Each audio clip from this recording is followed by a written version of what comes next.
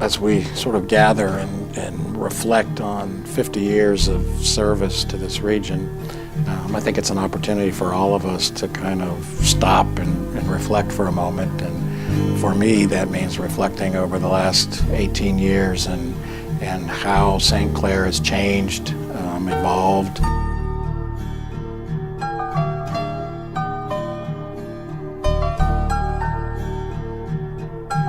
We continue to grow, continue our focus on the needs of the region, and I hope we continue to do that for 50 more years.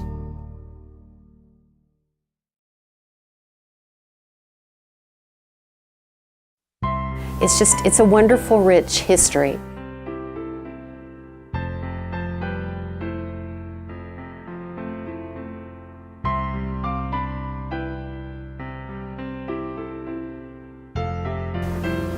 Dr. Louise Caudle was the prominent doctor. We all just loved her.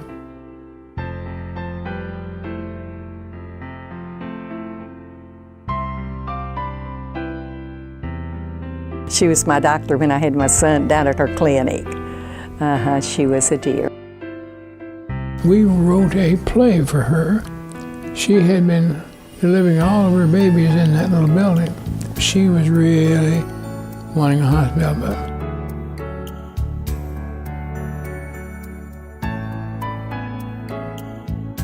Louise talked to him afterwards. She said, "We really need a hospital here." And he said, "Lady, if you need one, you can get one." So he sent her literature on Hill-Burton, which you raise so much money, and they will cover it. They will match it, that's the word.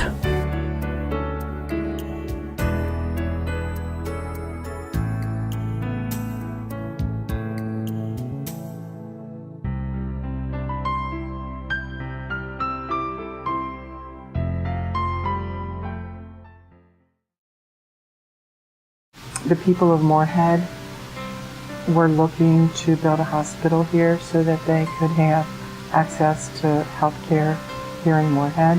What we wanted to do was we wanted to be something that wasn't seen in Eastern Kentucky, and we wanted to provide a service. And I think the people, the community, tried many different sources for partnership until they asked the Catholic Church, and the church asked our community, the Sisters of Notre Dame, to help to build and to sponsor the hospital. We won one run by a religious organization. Our pastor, who was here at that time, told us about Monsignor Towle from Covington. And he was familiar with this Hill-Burton and so forth, so he came down and talked to Louise.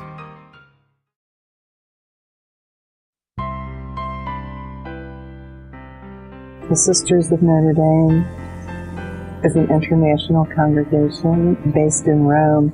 We came in 1960, and I think we were unknown at the time in terms of who the Catholic Church was and who these. In that time, we were more black-robed women with veils, and so it took a while, I think, for the people of Moorhead and the surrounding area to get to know who we were. Sister Jeanette, who had been here, I think, 13, 14 years, loved by the organization, had recently had a cancer diagnosis and was obviously leaving at that point. And so that was a tough time as far as the organization was concerned. And then I come on the scene again as the first non-sister CEO. And while I was certainly welcomed with open arms, I think the board and the sisters who had had more contact with me over a period of time certainly felt comfortable, and I felt comfortable. I think St. Clair has always been about the patients. I think the sisters set a tone for that really early on. You knew that they did have that mission to make this hospital a good hospital. They worked hard at it, and you knew that's what their goal was.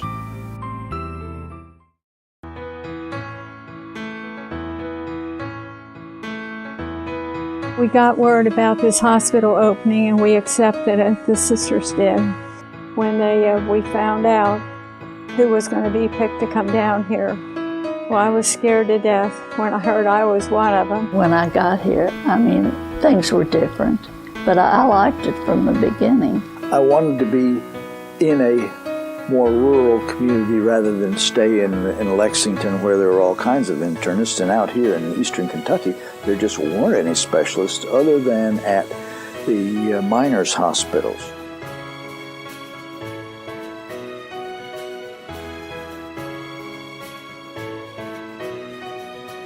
Came to Moorhead and met Dick Carpenter and Hunter Black. And I said, this is the place for me. Well, we had a fairly impressive beginning. Warren was from Harvard. Cal Bigler was from Yale. Herb Hudnut had been at Yale and was a Presbyterian, and I was from Cornell. So it was, it was not exactly your everyday hospital staff, and it was a good hospital staff.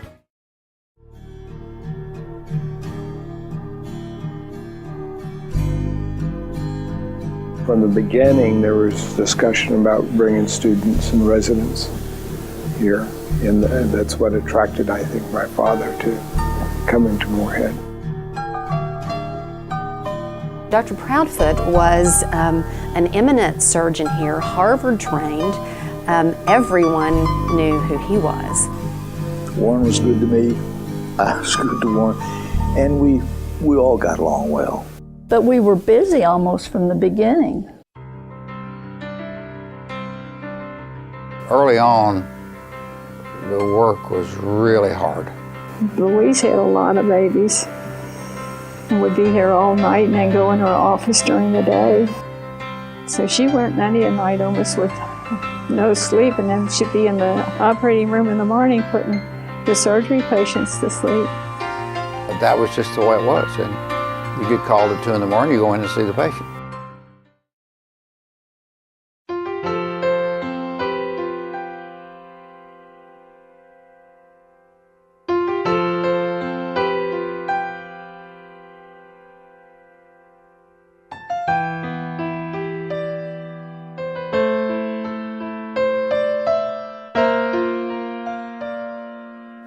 In the early days, as I read the history, it was the establishment of pharmacy services and the establishment of social work services and physical therapy. And by the time I came on the scene, certainly the foundation for most of the essential services were there. People have watched the hospital grow over time, and I'm never amazed at the people that say, wow, we had no idea that they were doing, this service or that service.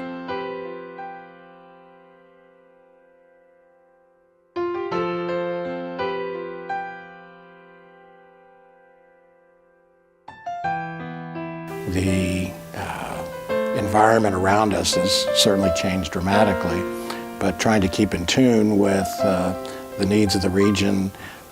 Obviously, there's various services that we have today that we didn't have 20, 30, 40 years ago. When I came here as an ER doc, we were seeing only 14,000 people a year in the emergency department.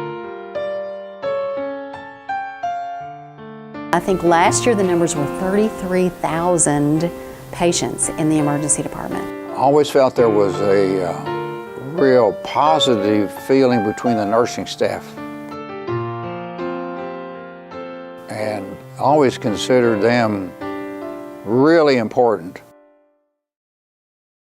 We've recruited an enormous number of physicians to this community over these years.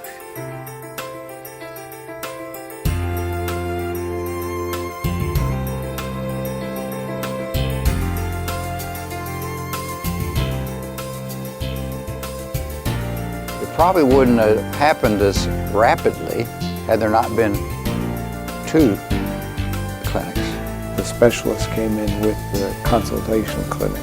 There was a decision to switch to a private practice, and my understanding, it started as a Kvardt clinic.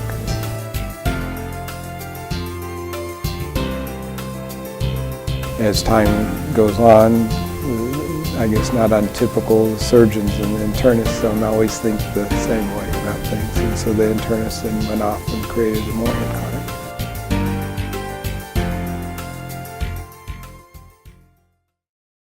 I liked all the people here. I did. People were nice to me. People took to a woman doctor just fine. I always felt like the community was very supportive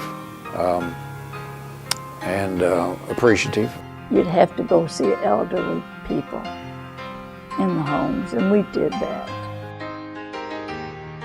That is one of the things that we cherish the most, the relationships and the partnerships with the people in the civic community of Moorhead. Terry Cottle tells some great old stories of how what it was like in the community when she first came here in the 40s, and no hospital, and how when Louise went into practice, and the need and the desire for a hospital really built over time, and of course Louise was part of her extended family, and how her family and her Terry's family was part of the banking side of the Cottle family, how that branch of the family really gave support to Louise and her move to bring a hospital here and to finance it and to get excitement going in the community for earning money for the hospital and community support so that there could be some matching funds. The Moorhead State University Infirmary, they would see patients in the morning, afternoon, and a doctor would go up there at noon on his lunch hour to see which patients needed to be seen in addition to what they had seen early. We were still here connected with the university. So they sent students and occasional interns. The association attraction initially was also augmented by the connection with the University of Kentucky in terms of education. So I think that was important early to influence my decision to come here. Those relationships, whether it's UK, Moorhead State, University of Pikeville, we're reaching out and continuing to involve ourselves with programs and services that will benefit our area.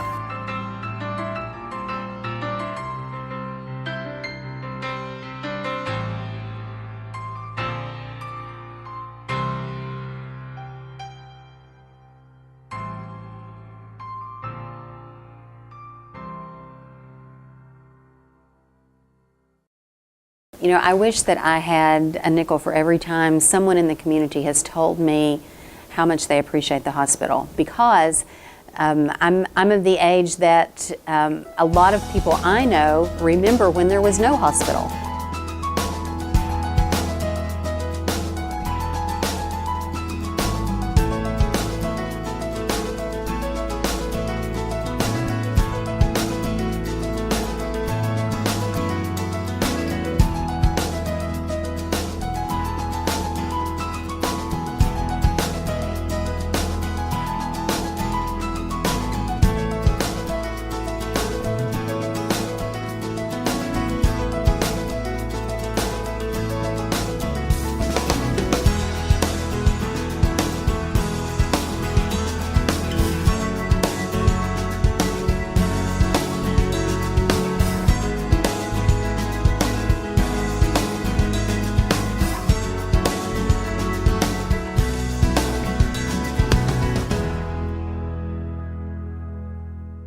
I think they had no idea that they would grow to be this big and this involved. We still, I think, have that strong sense of mission, and the evolution of services over the years has really been based upon that early mission. Any place I would want to be would be St. Clair's.